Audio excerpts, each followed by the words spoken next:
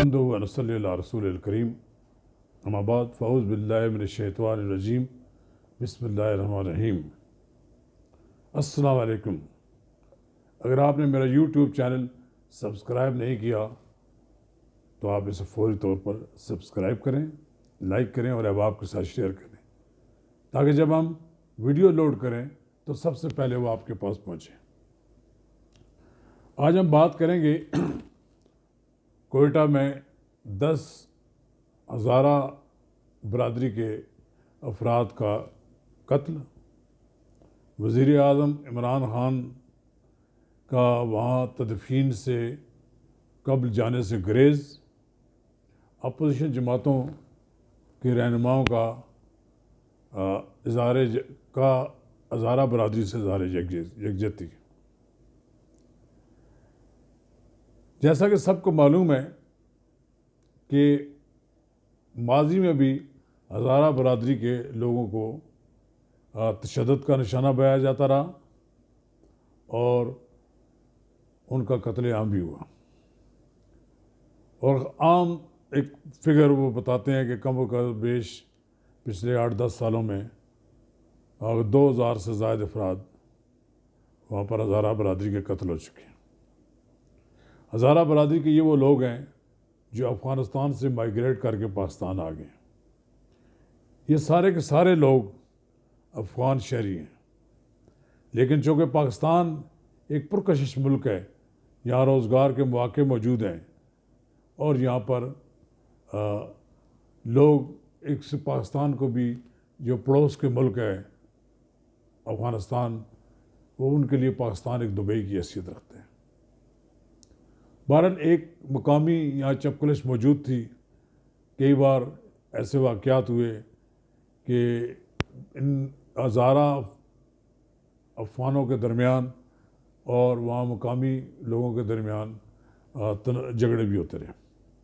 लेकिन ये जो वाक़या 10 अफराद का कत्ल हुआ है कि कौन कौन थे, अब इसमें बताया जाता है कि 7 अफ़गान शहरी भी हैं तो ये सारे लोग माइग्रेट किए, लेकिन अब कुछ लोगों ने यहाँ पर पाकिस्तान का शनाख्ती कार्ड हासिल कर लिया है। अपनी शनाख्त उनकी वो पाकिस्तान के तौर पर वो शायद अब अफ़गानिस्तान जाने के लिए तैयार भी ना हो। वज़ारत ख़ारजा अफ़गानिस्तान ने पाकिस्तान से 7 अपने अफ़गान शहरियों की लाशों का भी तकाज़ा किया था।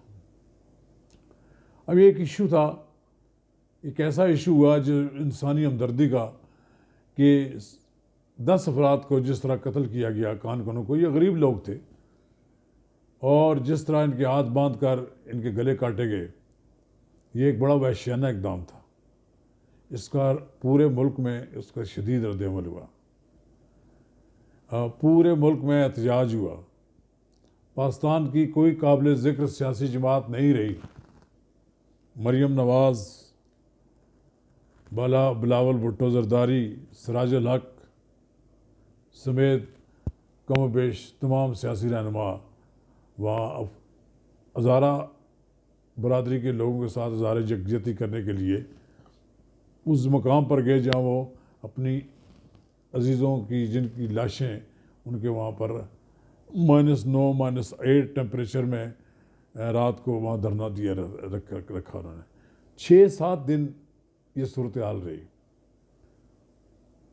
हज़ारा के लोगों का एक ही मुतालबा था कि वज़ीर आज़म आए, हमें तसल्ली दें, हमारे मुतालबात को तस्लीम करने के लिए और उन पर अमल दरामद करने की यकीनदानी कराएँ। हैरान कुन बात है कि पाकिस्तान का वज़ीर आज़म वहाँ जाने से गुरेज़ करता रहा। कुछ लोगों का ख्याल है कि वो कुछ ऐसी चीज़ों पर यकीन रखते हैं तोहमात पर कि वो शायद उस वजह से वहाँ नहीं गए, और कुछ का ये ख्याल है कि शायद उनको वहाँ जाने की एजेंसियों ने क्लियरेंस नहीं दी। लेकिन सब बातों के बावजूद सियासत में बहुत से काम जुर्रत और इस्तिकामत से किए जाते हैं, बहादुरी से किए जाते हैं। सियासतदान के लिए बहादुर होना बड़ा ज़रूरी है, जुर्रतमंद होना बड़ा ज़रूरी है। वो जेलों में ऐसे ही जाते हैं जैसे उजला या रूसी में जा रहे हों। उनके लिए जेलें भी कोई मायने नहीं रखती, उनके लिए तख्तादार भी कोई मायने नहीं रखता। हमारे सामने ज़ुल्फ़िकार अली भुट्टो तख्तादार पर चढ़ गया। लेकिन अपने हाथ से रैम की अपील फिर भी नहीं लिखी थी। ज़िया-उल हक की ख्वाहिश थी कि अगर मुझे जुल्फ़िकार अली भुट्टो रैम की अपील करे तो मैं शायद उस पर गौर करूं, लेकिन उन्हें मालूम था कि मेरी अगर अपील मुस्तरद भी कर दी गई तो फिर मेरे लिए कौन सा मकाम रहेगा। वो तख्तेदार पर चढ़ गया। हमारे सामने सद्दाम हुसैन तख्तेदार पर चढ़ा तो दरूद शरीफ पढ़ते पढ़ते चढ़ गया। ये ऐसी रवायात हैं जिनको सियासतदानों को अपनाना पड़ता है। और मैं हैरान हूँ कि वज़ीर आज़म उस वक़्त तक नहीं कोयटा गए जब तक कि उनकी तदफीन, जब तक कि हज़ारा के लोगों की तदफीन का अमल मुकम्मल नहीं हो गया। उन्हें उनके असल में देखना ये चाहिए कि जो लोग हज़ारा बरादरी पर अपना इन्फ्लुएंस रखते थे, उनकी जमात में वो लोग हैं, ये जो वहाँ गए हैं, ऐसा दिखाई देता है कि इनकी कोई सुनने वाले नहीं है। ये ऐसे लोग हैं कि जो उस कम्युनिटी में इनका कोई असर रसूख ही नहीं था। अब देखना यह है कि जब मरियम नवाज़ गई तो उन्होंने अपने साथ शानी शाह को यहाँ से लेकर गई। वो अहले तशय्युअ के बड़े लीडर हैं और अब एक हल्का अहबाब में उनका असर रसूख है, वो भी वहाँ कर गए। इसी तरह ये इन्होंने ज़ैदी साहब को भिजवाया, जुल्फ़ी साहब को भिजवाया, लेकिन कोई नहीं हुआ, कोई कामयाबी नहीं हुई। और बिलाखिर वज़ीर आज़म को ये कहना पड़ा कि मुझे ब्लैकमेल किया जा रहा है। ये कहना कि मुझे ब्लैकमेल नहीं किया जा सकता, ये वज़ीर आज़म को ऐसी बातें ज़ेब नहीं देती।